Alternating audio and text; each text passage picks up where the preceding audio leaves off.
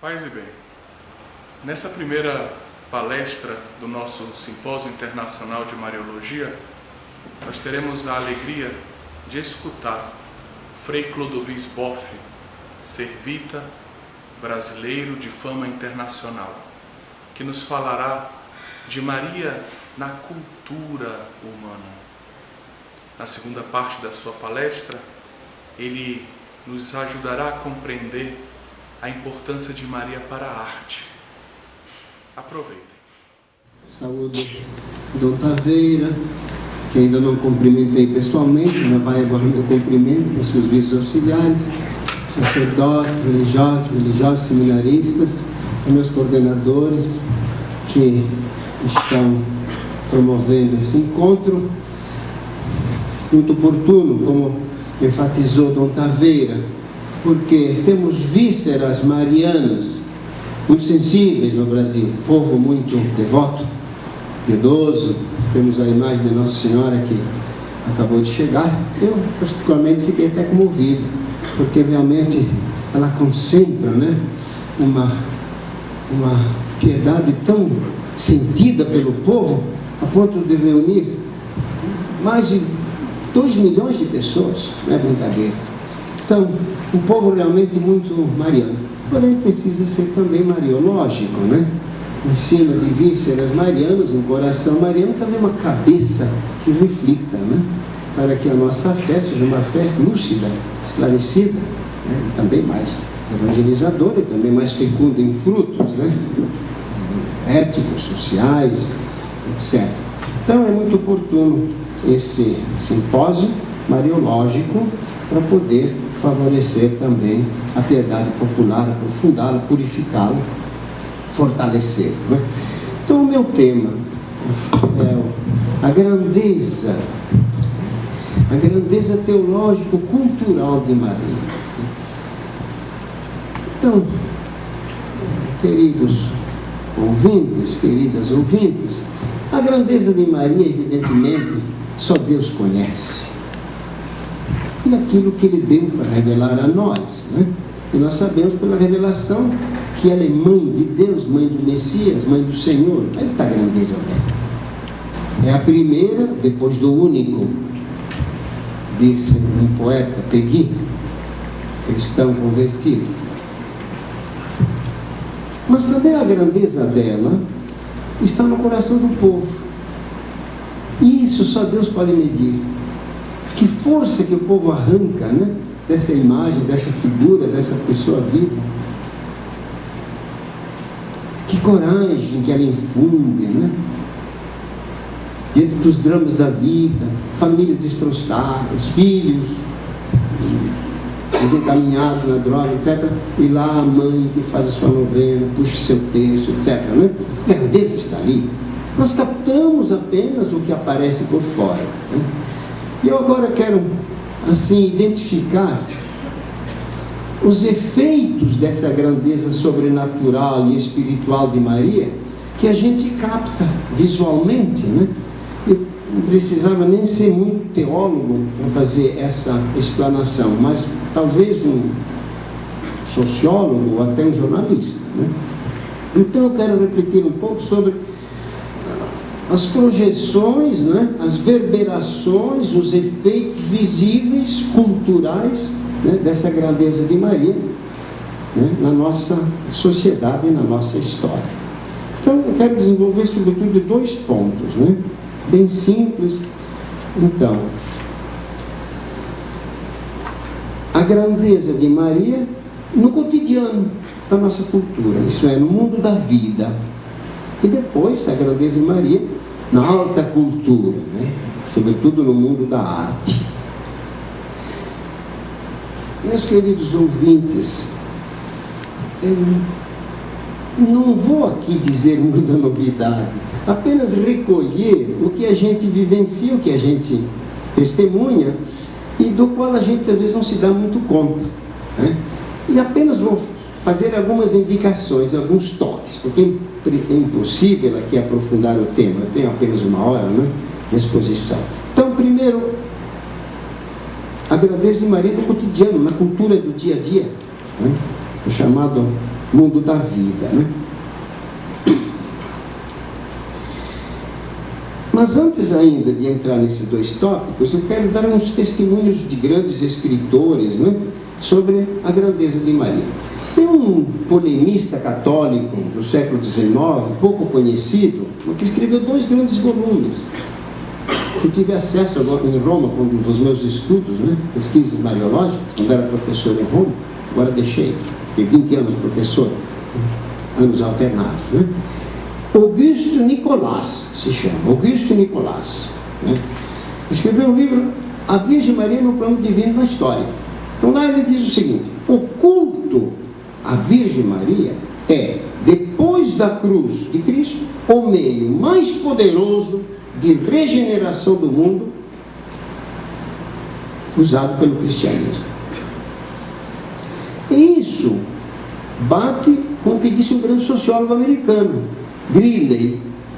Disse assim: Maria é no Ocidente o símbolo cultural mais poderoso e mais popular dos últimos 2000 anos.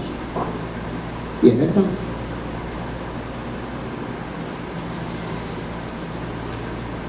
Um grande teólogo, um dos maiores teólogos do século XIX, beatificado, aliás, pelo Papa Ratzinger, né? Cabeça imensa, aliás, não só uma grande cabeça, mas uma grande santidade, né? Rosmini, Antônio Rosmini, disse o seguinte: Maria é um milagre da história. 2 pontos. Enquanto o tempo espalha sobretudo esquecimento, cancelando impérios e as memórias mais pomposas, com a obscura Virgenzinha de Nazaré, o tempo fez o contrário.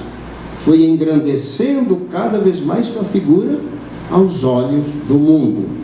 É como a amada que dia a dia vai revelando novas e ocultas belezas aos olhos do seu amado. E é isso que está acontecendo. Maria nunca foi mais cultuada que nos últimos 2 séculos. Quero dar mais 2 testemunhos importantes aqui. Um pensador, pedagogo, protestante, Friedrich Wilhelm Foster, falecido em 66, né? Declara o seguinte: porque a Virgo Imaculata foi para a cultura humana, supera de longe tudo o que fez a técnica moderna, em termos vivenciais, em termos de sentido de vida. E por fim, o último testemunho, o maior filósofo espanhol, foi sempre reitor magnífico da Universidade de Salamanca, inclusive que foi exilado pelo ditador Franco nas Ilhas Canárias. Ele diz o seguinte, faleceu em 36, Miguel de Unamuno. No seu diário íntimo, ele diz o seguinte: cheguei ao ateísmo intelectual, mas agora vejo que sempre conservei uma oculta fé na Virgem Maria. E continua: passam impérios, teorias, doutrinas, glórias, mundos, e permanece em inteira calma a eterna virgindade, a eterna maternidade, o mistério da pureza e o mistério da virgindade simbolizados em Maria. Um ateu que faz. Talvez nem nós que somos cristãos e até devotos de Nossa Senhora do Círio não temos essa sensibilidade de captar o que representa para a cultura humana, né, essa figura tão importante. Então venho agora ao cotidiano, né, a presença dela no dia a dia. Vou dar 10 sinais claros, nítidos, que evidenciam essa importância da figura de Maria na vida do povo, essa impregnação mariana da nossa cultura popular. Primeiro sinal, muito claro, muito simples, né? Até hoje, o nome dado às meninas mais comum é Maria, ou diretamente, ou com variações, né? Miriam, Mary, o composto Maria das Dores, Maria do Rosário, Piedade, Fátima, Conceição, Imaculada, Penha, etc., né? Também para homens tem José Maria, João Maria, Antônio Maria. Nós temos o grande orador brasileiro, Júlio Maria, se chamava Júlio César. Ah, que César, esqueça, quando se converteu, Maria. Otto Maria Carpo, que foi um grande literato, escreveu História da Literatura Mundial, que é uma obra única, inclusive, na literatura mundial, 4 volumes, republicada recentemente. Também ele, quando se converteu, Otto Maria Carpo. Maria. E eu, que sou frade, servo de Maria, nós trazemos todos nós, depois do nosso nome primeiro, Maria, Frei Clodovis, Maria Boff, aqui nesse livro. Tem que botar o N aí. Os dominicanos botam antes, né? Maria Yves Congar, Maria Dominique Cheny, assim vai, grandes teólogos, em devoção Nossa Senhora, né? Então, realmente, é um nome muito difundido. Segundo sinal bem claro, a linguagem. Em forma de interjeição, né? Virgem Maria, Maria Santíssima, minha Nossa Senhora, nossa Mãe. Ixi, no Nordeste, né? Ixi. Tanto que o Macaco Simão disse assim: o senhor Dória quer ser presidente do Brasil, precisa aprender a dizer ixi para ganhar o pessoal do Nordeste. Se não conseguir ixi, não vai ganhar voto. Os políticos são danados para aprender essas coisas, né? Também nas saudações, né? Vá com Deus e Nossa Senhora. Hoje os carismáticos dizem paz de Jesus e amor de Maria. Os marianos antigamente, até hoje, salve Maria. Até hoje, quando me telefonam, falam assim, interjeições. Quer dizer, penetrou na linguagem. Até crente fala assim, né? Vixe. Terceiro sinal muito simples, nome de lugares, chama topônimos, né? Nome de cidades, de serra, de ilha, né? Aliás, a primeira ilha que encontrou Colombo no seu caminho aqui para o Ocidente foi Salvador, São Salvador. Claro, Cristo primeiro, mas a segunda, Concepción. Nossa Senhora, não podia não ser assim, né? Era um bom teólogo, nosso querido Colombo. Sempre que ia experimentar uma caneta, naquele tempo era caneta tinteiro, né? Escrevia Jesus Maria, sempre.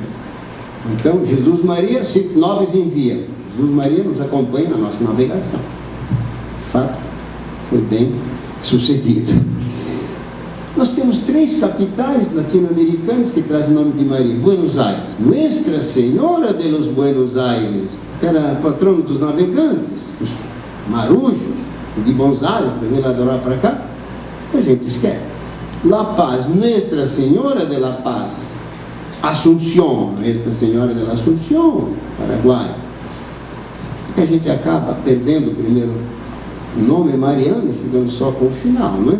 E depois tem outro, Serra da Piedade, lá em Minas Gerais, certo? Nossa Senhora da Piedade, que é a patrona, aliás, no estado de Minas Gerais. Também estabelecimentos comerciais, públicos, escolas, hospital, Nossa Senhora das Graças, mercado, Nossa Senhora de Fátima, escola, Sagrado Coração de Maria, de Nossa Senhora Auxiliadora, está cheio. A gente não se dá conta, mas a paisagem mesmo urbana, né, é cheia de referências marianas, né? Um quarto sinal, né, dessa presença difusa de Maria, símbolos marianos, né?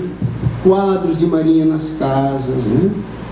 Sagrado Coração de Maria, Nossa Senhora com o Menino, Santinho, medalhas que a pessoa carrega, né? De Nossa Senhora, o rosário nos carros, o rosário mesmo, então, a representação, né? Uma colega minha fez uma tese de doutorado sobre as pequenas imagens que se vê na cidade de Roma nas ruas, nos ângulos de rua. Às vezes com uma lâmpada ali, iluminada, uma vela. E foi uma tese bem interessante.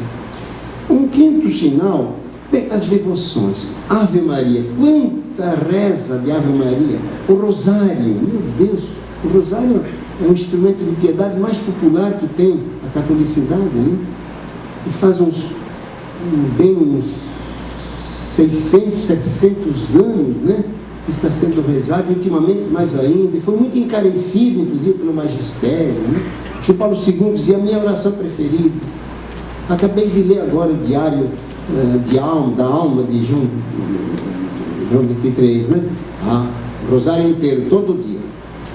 Rosário inteiro, todo dia. Era uma devoção dele particular. Mesmo que tivesse morto de cansado, não deixava de rezar sempre. Que coisa, né? Faz santo o rosário. E depois é uma oração mântrica, repetitiva, né? Que realmente acalma até psicologicamente a pessoa, descansa até a pessoa, né?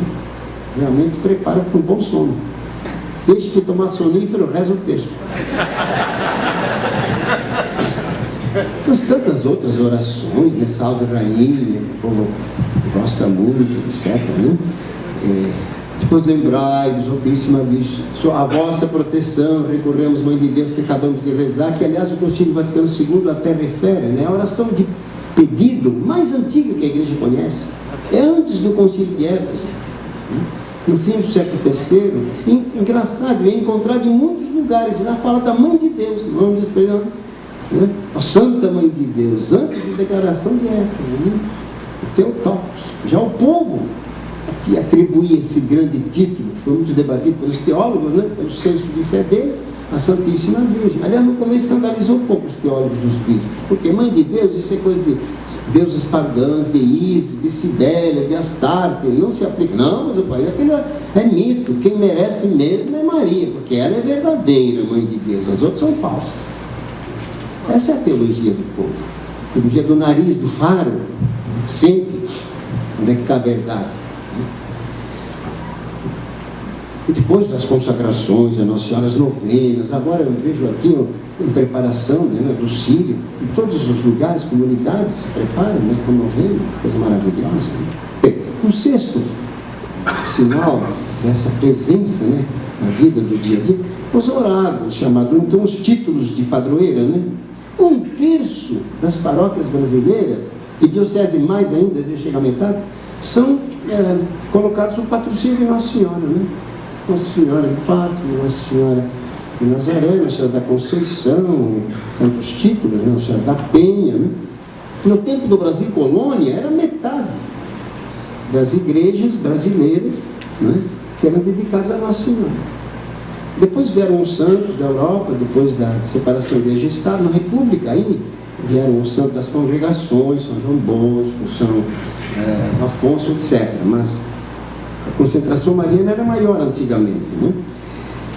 Mesmo títulos de congregações, né? Vejam bem, só nos últimos 2 séculos, 19 e 20, 700 congregações religiosas carregam o nome de Maria. Não é brincadeira. 700 não é pouco. Fora agora as novas comunidades que crescem também, que se colocam debaixo do patrocínio de Nossa Senhora, né? Então realmente é um título muito invocado, muito assim recorrido, né? Bem, minha ordem, por exemplo, é obrigada de 800 anos para cá, desde que foi fundada, a colocar a todas as suas paróquias, todos convivem o título mariano. Não pode ser outro. Tem que ser Nossa Senhora disso ou daquilo, das dores, da anunciação, da não sei o quê. É constitucional. Bem, um sétimo sinal são os nomes, né, os títulos de Nossa Senhora. Por isso que ela é chamada poliônoma, a mulher dos muitos nomes, né? Poliônoma. Até o povo pergunta, mas quantos nomes tem Nossa Senhora? Uma primeira colheita desses nomes foi feita pela Nilza Megali, né, publicado pela Voz. Ele recolheu 107 invocações de Nossa Senhora, colocou a história, a iconografia com que se representa aquele título, né, a oração se tem. Depois uma segunda, Edésia, a Dulce, ela recolheu 160. Depois um frei, não sei se é capuchinho, o menor, Frei Darley Zanin, ele recolheu 260 títulos, né? Mas eu andei pesquisando um pouco quando estive em Roma, já no século XVII, 1600, um grande erudito chamado Hipólito Maratti, que lutou muito pelo dogma da Imaculada Conceição, ele recolheu, a partir dos primeiros escritores cristãos, nos séculos I até o século dele, que é o século XVII, né? E recolheu todos os títulos numa coleção que ele chamou Polianthea Mariana, ou seja, Florilégio Mariano. Ele recolheu mais de 60 mil títulos que os escritores eclesiásticos atribuíram a Nossa Senhora. Alguns pegaram, está no popular, mas a maioria não pegou. Não é brincadeira. Ou seja, tudo quanto é tipo que se possa dar decente, se pode dar a Nossa Senhora, né? Os mais estranhos também, Nossa Senhora da Cabeça, né? Muito visitado. Quem tem muito problema, preocupação, dores de cabeça, né? Como diz o italiano, grata-capo. Vai lá, reza para a Nossa Senhora da Cabeça, vai se aliviar. Resolve os problemas. Sobretudo antes dos exames, das provas, né? Para fazer concurso. Depois das celebrações, evidente, as festas de Nossa Senhora são as mais concorridas, procissões, que não acaba mais, a nossa procissão aqui, né, do Sírio, com sua corda famosa, né, que é a maior manifestação católica do mundo, anual, regular, não tem outro. Claro, tem o Papa, que reúne mais, porém é tópico, é passageiro, é episódico, aqui é regular, e sem propaganda nenhuma, né, vem pela atração mesmo dela, pela tradição, pela força mesmo simbólica, que se acumulou ao longo da história, porque cresce, suas coroações no mês de maio, né? Nossa Senhora não pode acabar o mês de maio sem a coroação famosa, que enche as igrejas, né? Com seus anjinhos, etc., os novenários e por aí vai. Bom, as aparições, muito claro, é um nono sinal muito claro, né? Quantas aparições? Teve uma primeira colheita feita por 2 alemães, né? Eles recolheram quase 1000 aparições, desde a primeira, que seria a Nossa Senhora do Pilar, que é a patrona da Espanha, aliás. Teria sido a aparição de Maria enquanto ela estava viva. Teria aparecido lá para o apóstolo da Espanha, Santiago, que tem um grande santuário em Compostela, né? Para fortalecê-lo na sua missão, porque estava desanimado, o evangelho não pegava, fica firme. Apareceu em cima de uma coluna, por isso Pilar, né? Ela estava viva em Jerusalém, é assim a tradição. Até as últimas aparições. Agora, o Lorantin, que foi o grande mariólogo da igreja, que morreu, aliás, recentemente, acho que um mês atrás, né? Pouco tempo, 2 semanas. Pois bem, ele com o discípulo dele, Sbalquiero, escreveu, fez um dicionário das aparições, publicado há 10 anos atrás, 2007. Ele recolheu 2.400 aparições. Claro, ele não faz o discernimento se é verdadeiro ou não. Tem poucas realmente reconhecidas pela igreja. Tem uma dezena reconhecidas pela igreja universal.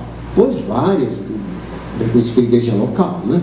Tem os bispos, etc. Né? Mas as outras ele simplesmente registra, faz a descrição delas. 2.400. E escreve no prefácio: diante de tantas aparições, não tem lugar para ceticismo. Não deve.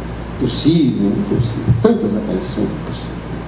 E é um fenômeno de massa. Provoca, né, a corrência de povo, e povo que cresce, né? No caso do Sírio, né? Nazaré, Guadalupe. 15 milhões, 17, 18 milhões todo ano de peregrinos. É o Santuário mais visitado do mundo, mais do que São Pedro. Mais do que Padre Pio, né? São Giovanni Rotondo. Por quê? Ela é patrona não só do México, né? Mas de todas as Américas, como o Papa declarou no ano 2000, na passagem do ano, João Paulo II, São João Paulo II. Né? Então, realmente, é um fenômeno maciço, né? Bem, Nossa Senhora Aparecida, estamos celebrando os 300 anos, são 8 milhões, vai chegar a 9 milhões de peregrinos por ano. Depois de Guadalupe, o santuário mariano mais visitado do mundo, mais do que Fátima, mais do que Lourdes, que tem mais fama, porém tem menos peregrinos. Essa é a verdade. Então, realmente, e notem que além de ser um fenômeno de massa, move 1001 atividades, né? Companhias de turismo, de ônibus que levam, de trens, né? Assistência para esse povo, hotelaria, souvenirs, né? E sobretudo quando é doente, assistência aos doentes, Lourdes, por exemplo, tem os voluntários, né? Então move muita atividade financeira, cultural, as aparições, né? E por fim, estou terminando, né? Publicações, né? Mídia. Primeiro, as grandes publicações de teólogos em estudos mariológicos, né? Nossa faculdade em Roma publica, chamada Bibliografia Mariana. Está para ser 15º volume, desde 48.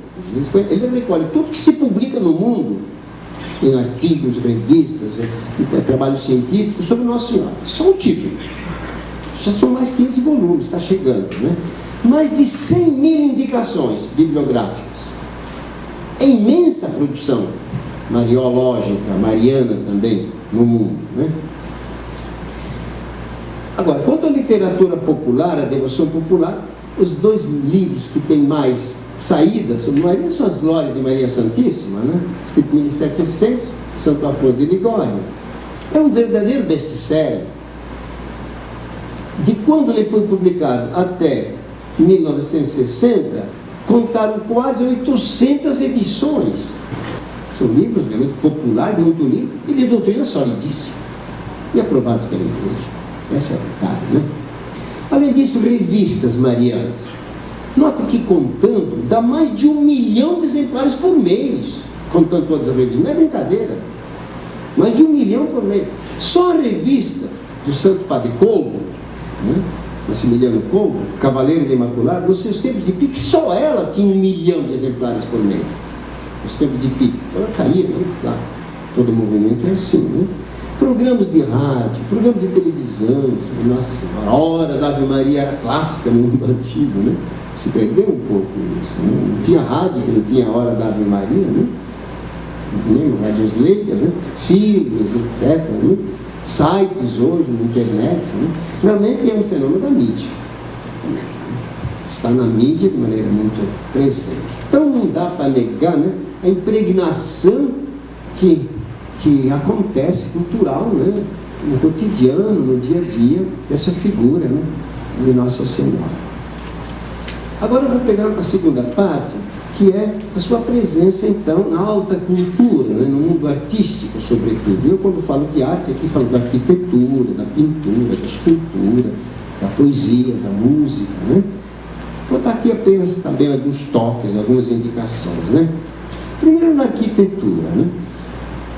Tem igrejas belíssimas dedicadas a Nossa Senhora, né? Peguem, por exemplo, Santa Maria Maior, né? Que maravilha! A Basílica Papal, Roma, grande abside lá, Cristo no trono, magnífico Senhor, Pantocrator, ao lado dele, a Basiliça, Imperatriz. Ele coroando, né? A Virgem e ela com as mãos voltadas para ele, na humildade, a graça que acolhe, né? O dom de Deus, maravilhoso. A Santa Maria em Trastevere, que era minha paróquia, pertinho lá do Mariano, ia todo domingo à missa lá, me confessava lá também, né? Que é também antiquíssima, quase contemporânea de Santa Maria Maior, também maravilhosa, bonito. Lá também Maria, a esposa divina do novo Adão, também do lado, só que Cristo lá, com a mão no ombro de Maria, o novo Adão e a nova Eva, o novo par místico, né? Porque Maria, além de mãe de Cristo, é, misticamente, a parceira, colaboradora, né? A sócia, a esposa de Cristo, misticamente.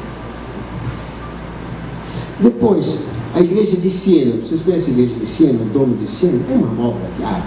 Aliás, era chamada a Cidade de Maria. Tem um voto, aliás, de uma guerra que ela fez com Florença e venceu, 1233, em Montapete, né?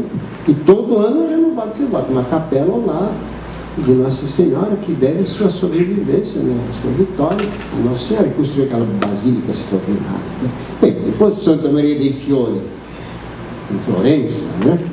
Com aquela cúpula do Brunelleschi, maravilhosa, que quando foi para Roma para fazer São Pedro, disse assim: vou fazer uma maior, mas não mais bonita.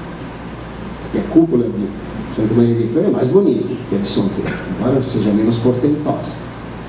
Embora depois Miguel Ângelo botou a mão, alterou o plano inicial do Brunelleschi.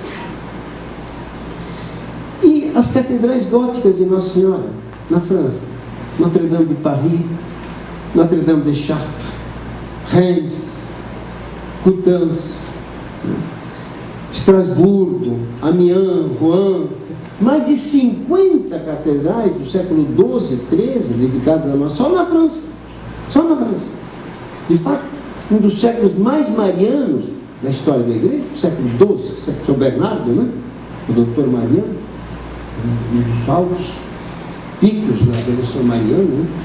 Então, realmente, catedrais góticas maravilhosas.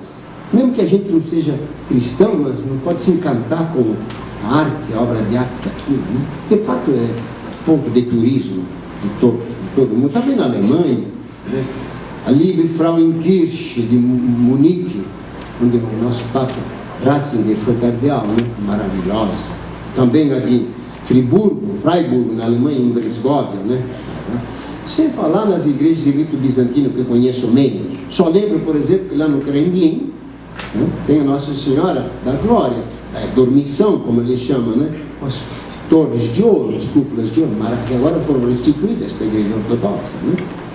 Que era a sede do poder soviético antigamente, atrás daqueles muros. Realmente, templos extraordinários, os santuários marianos, né? Belíssimos, Lourdes, Fátima, etc. Né? Pompei, Nápoles, que é o maior santuário mariano da Itália, levantado por um leigo, Beato Bartolo Longo, advogado, convertido, viu uma imagem de Nossa Senhora no lixo, ficou tão assim indignado, né? E que ele fez toda uma iniciativa de construir santuário, construiu Nossa Senhora do Rosário. Tem aquela imagem bonita, Maria linda, São Domingos e Santa Catarina recebendo o rosário das mãos de Jesus e propaganda, que se diz que foram os dominicanos, na verdade não foram, os grandes propagadores certamente foram os dominicanos, né? O rosário de Nossa Senhora. O Guadalupe, o santuário, nosso grande santuário de Aparecida, um dos maiores do mundo, aliás, magnífico. Claro, o Pastor aí se esmerou em fazer uma arte realmente religiosa, uma arte expressiva, uma arte com fundo teológico extraordinário, né? Pois tantas igrejas, capelas, capitéis mesmo, né? Simples, né? Por exemplo, Schoenstatt, que é espalhado pelo mundo todo. Essas igrejas são bonitas, atraem o povo, tem gosto, tem arte, né? E chama o povo. Conclusão: não tem mulher, por maior que seja, por mais bela, mais famosa, que tenha palácios mais numerosos e mais bonitos que Nossa Senhora. Não tem. Deixa as mulheres todas uma poeira. Trump e todas as mulheres dele também. Uma segunda indicação, além dessa arquitetura, na pintura, né? E na escultura. Né? Já nas catacumbas, aliás, no século II, III, né? Desculpa, 3 e 4, como Santa Domitila, né? Já tem representações de Maria com o menino nos braços e atrás a figura de Isaías: eis que uma virgem conceberá, dará à luz um filho, né? Já representado pelos primeiros cristãos, né? E na Idade Média, as famosas virgens de majestade, em que Maria está no trono, a sede da sabedoria, o trono do rei, com Cristo nos braços, ele que está abençoando, ele que traz o Evangelho, ele traz o ramo da árvore nova, da árvore da vida, etc. Como aquele que está em Florença, né? Simone Martino, de Ducci de Bonincenia, né?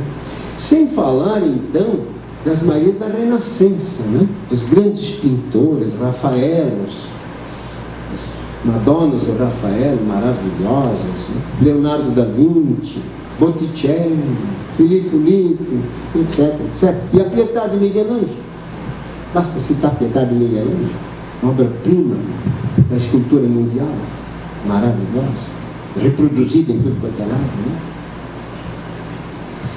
Bem, eu não falo nem dos pintores alemães, da Holanda, espanhóis também, que eu conheço menos, eu teria que estudar mais, essa é a verdade. Eis ali um tema para vocês que são teólogos e teólogas, né?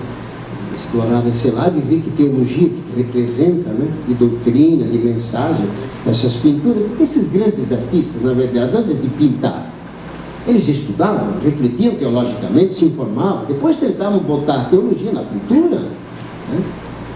Por exemplo, o ícone de Nossa Senhora da Ternura no Oriente, né?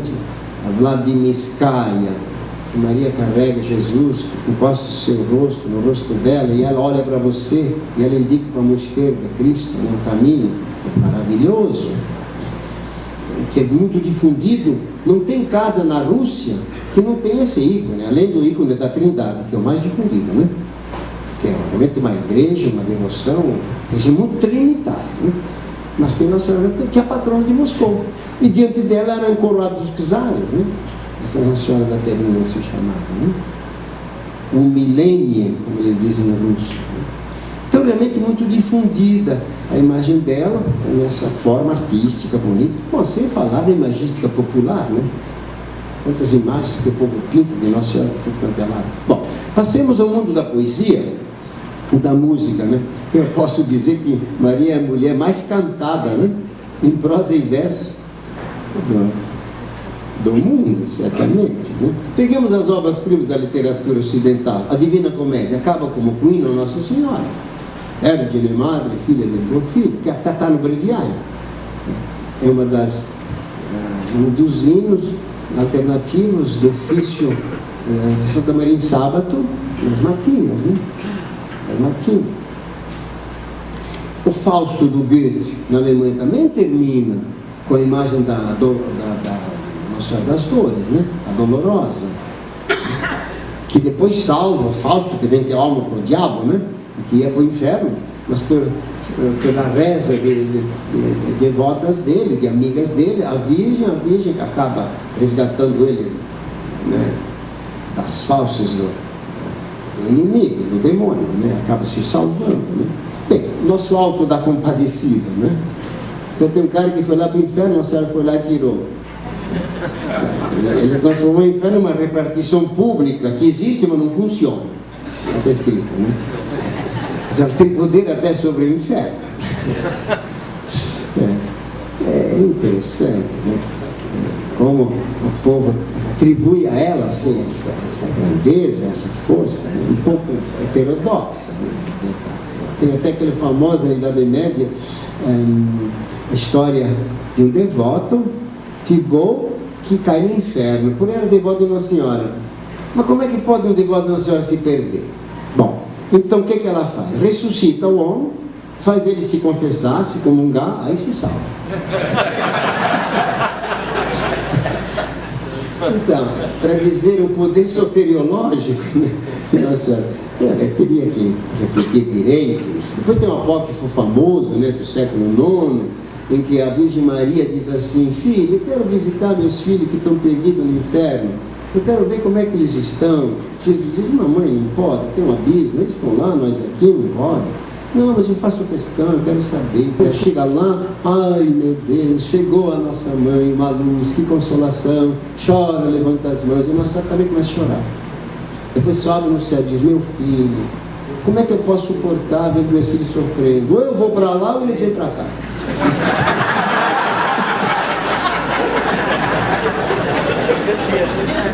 Coisa de mãe, né?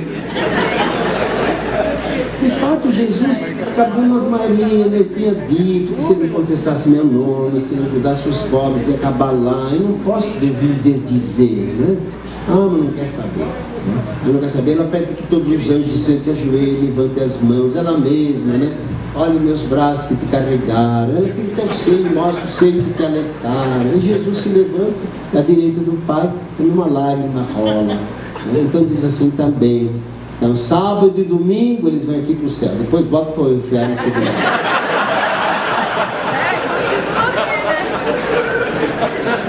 Eu até me perguntei por que segunda-feira é o dia das almas, né? Porque volta para o inferno. É interessante porque depois, quando esses relatos são reproduzidos, copiados, né? O sentimento do povo aumenta, não é? A misericórdia. Então, não, desde o dia da Assunção ao céu, que é a Páscoa de Maria, até a Páscoa de Jesus, então eles estão no céu. Outra metade para o inferno, né? E depois outros finais, não, eles vão assim, até o fim do mundo. Depois no fim do mundo, vamos ver o que vamos decidir. Quer dizer, sempre tem uma esperança também para eles, né? Uma espécie de anistia geral final, né? Claro que é uma doutrina que precisa ser refletida, tem que ser purificada, mas mostra, quer dizer, a confiança que tem o povo na intercessão de Maria, né? Música. Ave Maria, não tem noiva, né? Casa sem Ave Maria, do Gounod, do Chuva, uma desaliança, né? Antigamente, eu até sou organista, eu toquei muito que era seminarista, né? Casamentos, Magnificat, Magnificat, anima mea Domini, cantavam muito isso, né? Canto de Nossa Senhora. Então, realmente, muito. Pois, os grandes compositores se esmeraram no Magnificat, além de Gounod, que tem o de Bach, né? Parte inferior, né? Contrabaixo, Bach. Schubert, Mozart, César Franck, Carlos Gomes mesmo tem uma Ave Maria bonita, Soma, Durante, Arcadel, Verdi mesmo, Cherubini, enfim, todos os grandes compositores. E o Magnificat. No século XVIII, XIX, para ser compositor, tinha que se provar em cima do Magnificat. Era um topos, era um item que todo compositor tinha que fazer. Um Magnificat. De fato, o Magnificat do Bach é a obra-prima dele, no campo do Magnífico. Não tem obra melhor. Magnífico, realmente, o Magnífica de Bach. Era um tema obrigado, porque estava Mater, estava a Mãe Dolorosa, na Giacomo de Todi, do século XV, né? Era muito musicado, né? Por Cherubini, Vivaldi, tem um Stabat Mater maravilhoso dele, muito tempo, muito, né? E nem falamos do Inário Popular de Nossa Senhora, né? Quem não conhece os cantos, com minha mãe estarei, certo? Não tem um defunto que vai no cemitério. Dai-nos a bênção, ó mãe querida, ó Virgem Mãe, etc. Né? Viva a Mãe de Deus e nossa, etc. Está cheio, a 13 de maio. Né? São os cantos mais difundidos, mais conhecidos do povo, que todo mundo canta, até quem vê uma vez por ano na missa. Estava acompanhando, então eu vi agora o canto daqui, dai-nos a bênção bondosa Senhora de Nazaré. A Léo Paraense que não canta esse canto, né? Ficou louvando Maria, o povo fiel, o canto de Lourdes, né? Também mundialmente conhecido. Bom, então, acho que eu terminei minha hora, né? 10 minutos. Então, apenas umas indicações sobre a presença dela na história, né? Social do povo, dos povos, né? Das nações, né? Aqui termina. Depois dessas indicações da presença no cotidiano, na presença na arte e agora na presença um pouco na história, né? Na verdade, Maria foi o símbolo da sociedade cristã, da cristandade, até praticamente a Revolução Francesa, o século XVIII, né? Ela identificava a cristandade, sobretudo nos momentos de perigo, de luta, né? Frente aos bárbaros, por exemplo, né? Maria era invocada sempre contra as invasões. Frente ao Islã, quase todas as cruzadas foram feitas em nome de Nossa Senhora, como pendões de Nossa Senhora, com o canto da Salve Rainha, né? Quando entraram em Jerusalém, a primeira cruzada conquistou Jerusalém, eles entraram cantando Salve Regina em latim, né? Que atribuía sempre a Nossa Senhora a força deles, né? Contra os hereges, as heresias cristológicas. Maria é o cetro da ortodoxia. Porque se você diz que ela é mãe, então Jesus é homem. Se você diz que ela é virgem, então Jesus deve ser Deus, porque foi concebido do Espírito Santo, não por um homem. Quer dizer, declarar Maria virgem é declarar Jesus, homem Deus. Ela é a sebe que protege o dogma cristológico. Se você tira isso, o dogma cristológico fica, sim, exposto às críticas, às dúvidas, etc. Né? Ela nasceu de uma mulher, de um ventre, não nasceu como desceu do céu. Então é aparente, o docetismo, etc. Né? De modo que, contra também as heresias antigas, sempre se invocava a Nossa Senhora para afirmar a fé em Jesus, que é a verdade da fé em Jesus, homem Deus. Né? Também contra a reforma, quando veio Lutero, que negava os dogmas. Aliás, Lutero e os grandes reformadores nunca negaram os dois dogmas maiores, né? Da grande tradição bíblica e patrística e eclesial. Maria, Mãe de Deus, e Maria sempre virgem. Sempre virgem, antes, durante e depois. Calvino, Lutero, Zwinglio, Knox, etc. Não negaram. Só os protestantes posteriores negaram.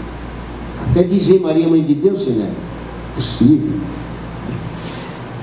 Então, Porém, depois os outros dogmas certamente não aceitam. Imaculada Conceição, Assunção de Nossa Senhora, né? Mas a Igreja sempre se agarrou a Nossa Senhora como uma muralha de proteção contra essas reformas que reformaram sem garantir o capital da fé, né?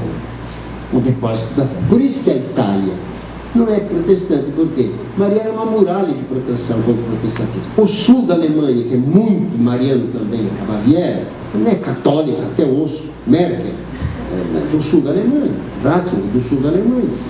São católicos. E ali tem Maria. Maria é a protetora da identidade católica. Até hoje, tem muita gente que não vai proteger porque tem que deixar santinha, tem que quebrar santinha, não vou. Ou então depois que quebra, se arrepende e volta. Se confessa, quebrei a santinha. Não posso viver sem ela. Vou ter que prezar meu texto. E é. Então é um laço que mantém realmente o povo ligado à catolicidade. A catolicidade. Pois bem, no Oriente, só alguns tópicos. No Oriente, que nós temos que pegar o Oriente, temos pouca cultura da história, da teologia, da liturgia do Oriente. Né? Constantinopla, que era a capital, foi dedicada a Nossa Senhora, era considerada cidade de Maria. Né? Só em Constantinopla tinha 134 igrejas dedicadas a Nossa Senhora, porque lá se conservava, assim se diz, né, o véu de Nossa Senhora, a cinta dela e o ícone famoso do Digitri, a indicadora do caminho. Tem 3 grandes catedrais construídas por uma imperatriz Pulquéria, que teve presente no grande concílio de Calcedônia. Ela que pagou, inclusive, a viagem dos bispos, financiou os bispos, estava presente em todas as sessões, com seu marido Marciano. Um casamento branco, porque ela tinha feito voto de virgindade. Quando morreu o pai na guerra, teve que casar com o general, porque tinha que ter um imperador, mas não tinha relação. Porém, casaram, porque o casamento na igreja é o consenso, não é o concúbitos, não é a relação sexual. É um casamento virginal, como o casamento de Maria e José. Então, essa imperatriz era muito devota de Nossa Senhora. E a ideia de Maria rainha, né, com a coroa, etc., veio de lá, Constantinopla. A imperatriz, tem uma maior lá em cima, a Basilice, coroada. Ela sim que é envergonhada. Porém, tem base bíblica. O anjo que diz a Maria: herdará o trono de seu pai Davi, ou seja, você vai ser mãe do rei, a rainha mãe. Ou quando os magos adoram o rei dos judeus, que é o rei do mundo, nos braços dela, que é a rainha mãe. Você sabe que na Bíblia, depois do rei, a figura maior não é a esposa do rei, porque tem várias esposas, né? É a rainha mãe, é a mãe do rei. Inclusive na genealogia, vocês pegam na Bíblia do Reino do Norte, né, Asa, etc. A mãe dele chamava-se, dá o nome dela, Atalha, etc. Realmente uma figura grande, tem base bíblica. Rússia mariana até hoje, né? Patrona da Rússia, né? Nossa Senhora de Kazan, tem uma grande catedral em Moscou, quem foi? Lá, viu? Os comunistas transformaram Museu do Ateísmo. Que profanação mais horrorosa. Agora devolveram. Voltou, se reconsagrado, Nossa Senhora de Kazan, que é a patrona de toda a Rússia. E de Moscou, a Nossa Senhora da Ternura, como eu acabei de falar há pouco, né?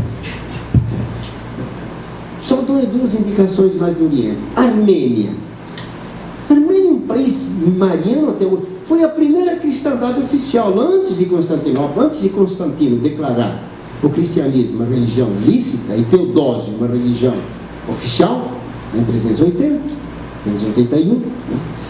Já a Armênia, no 301, o rei se converteu e declarou Maria como patrona da nação, e todo o povo se batizou. Era comum no mundo antigo a religião do rei, a religião do povo, né?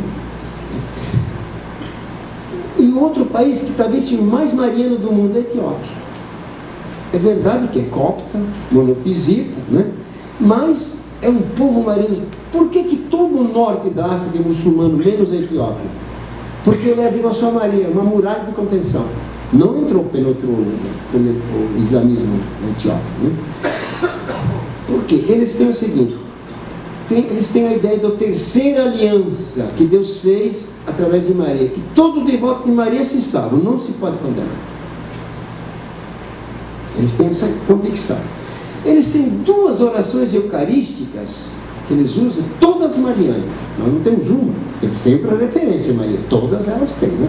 Uma referência a Maria tem. Porém, toda ela, do começo ao fim, ela é atravessada por esse sopro mariano, né? 40 festas marianas tem por ano, praticamente uma por semana. Nomes do povo, quase não tem gente que não carrega, homem e mulher, o nome de Maria. Até aquele ditador, né? Mariano, lá, Salacier, se chamava Mariano, Salacier, nome de Maria, né? É muito comum na rua saudar a pessoa: Maria, te amo. Quando vem um estrangeiro, mostra um ícone de Nossa Senhora e vê a reação dele. Se ele não dá bola, então não é bem recebido. Se ele faz alguma inclinação, bem-vindo. Não tem conversa. Não se briga. Então, realmente, é o povo talvez mais mariano. Disputa o lugar com Polônia e o México também, que são povos profundamente marianos. E, de fato, venham aqui ao Ocidente, né? Polônia. Nós conhecemos Częstochowa, né?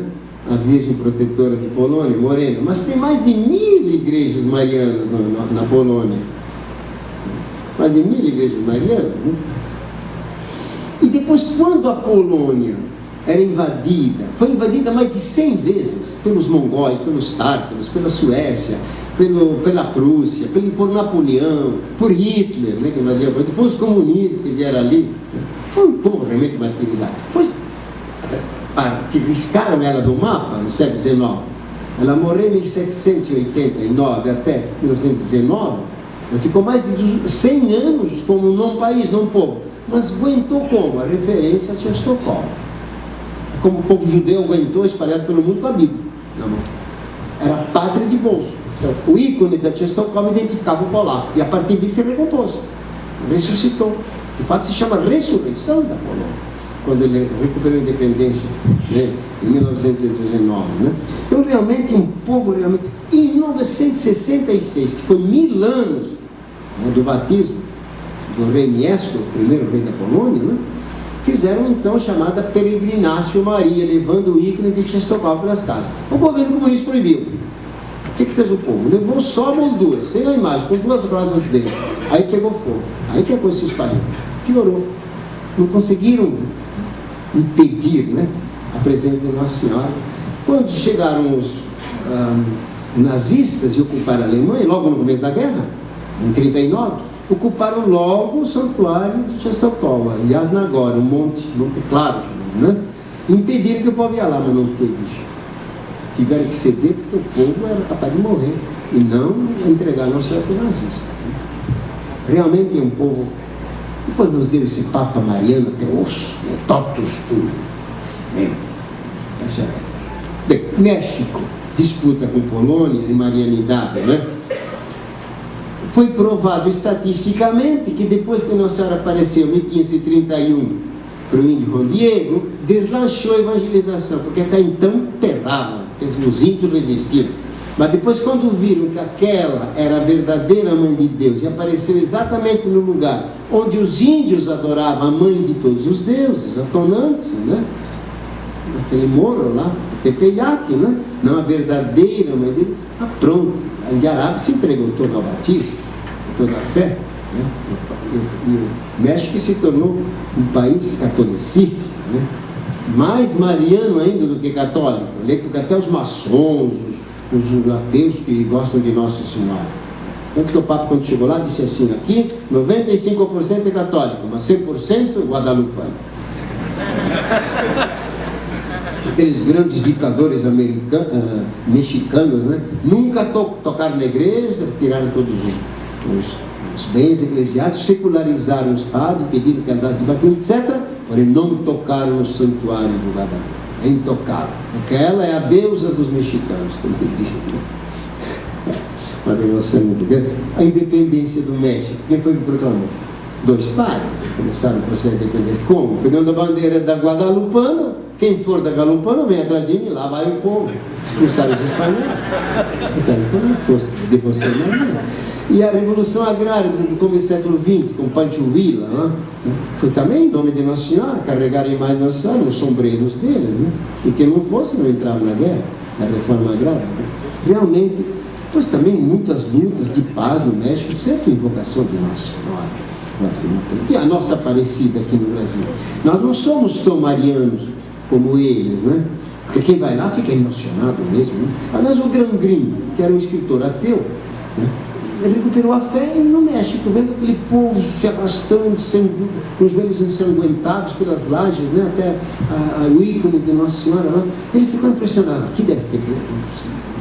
E aquele Eisenstein, que foi o grande regista, o grande filmador lá do regime soviético, publicou também, editou, depois da morte, um filme chamado México. Ele também se comoveu, vendo a fé daquele povo, né?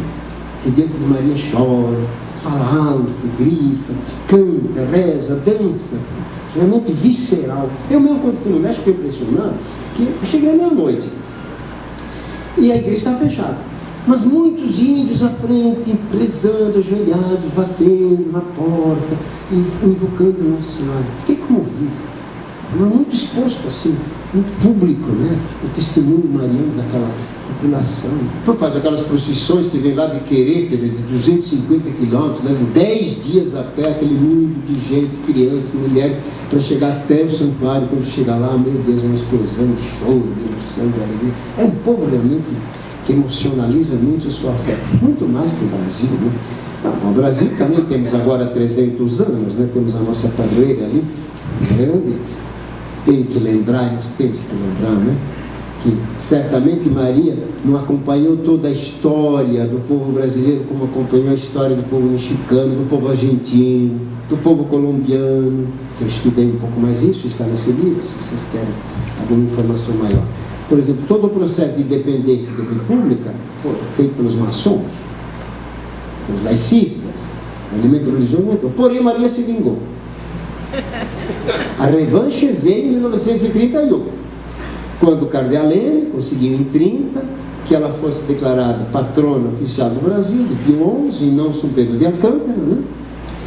Então, em 1931, ele conseguiu trazer a imagem de Nossa Senhora lá de Aparecida, que veio de trem, passou a noite toda, né, até Rio de Janeiro, e foi a maior manifestação da história do Brasil. Mais de 500 mil pessoas desfilaram, né, na Avenida Rio Branco, a imagem de Nossa Senhora, no dia 31 de maio.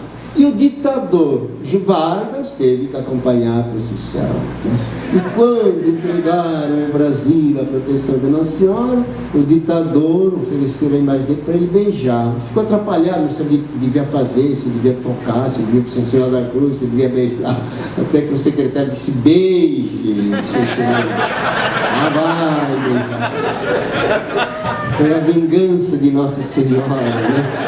Da sua exclusão durante todo o processo de independência e república. Aí, porque o cardeal Leme disse: ou o Estado reconhece o Deus do povo, ou o povo não vai reconhecer o Estado. Ele reconheceu, tem que se inclinar. Essa é a verdade.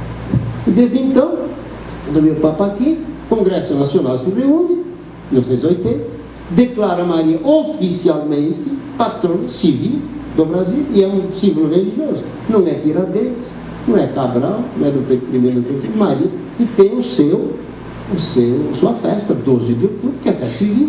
Muita gente acha que é festa religiosa, pede se tem missa, não tem, é civil. Né? E é um pouco estranho isso, né? Um grande historiador brasileiro, Carvalho, Antônio de Carvalho, ele diz: é estranho que o Brasil é um país leigo, com um governo laico, que declara por lei uma figura religiosa patrona nacional, patrona do Brasil, né? De fato, Figueiredo ofereceu ao Papa, né, essa coisa e essa festa de Nossa Senhora. Bem, então termino. Realmente, Maria faz história, né? Quem faz história? Temer faz história, Dilma faz história, Lula faz história. Ela faz história, move milhões de pessoas, e para o bem, para a vida, para a esperança, né? Resistência, destruição física, destruição cultural, destruição psicológica. Quanta força que vem dessa imagem, dessa figura, né? Realmente é uma figura mobilizadora. É a bendita entre as mulheres, tá? Dizemos todo dia na Ave Maria, e é verdade. E ela mesmo disse, uma autoprofecia: todas as gerações me declararão bem-aventurado. Está aí, está realizada essa profecia por as indicações que eu dei. Amém.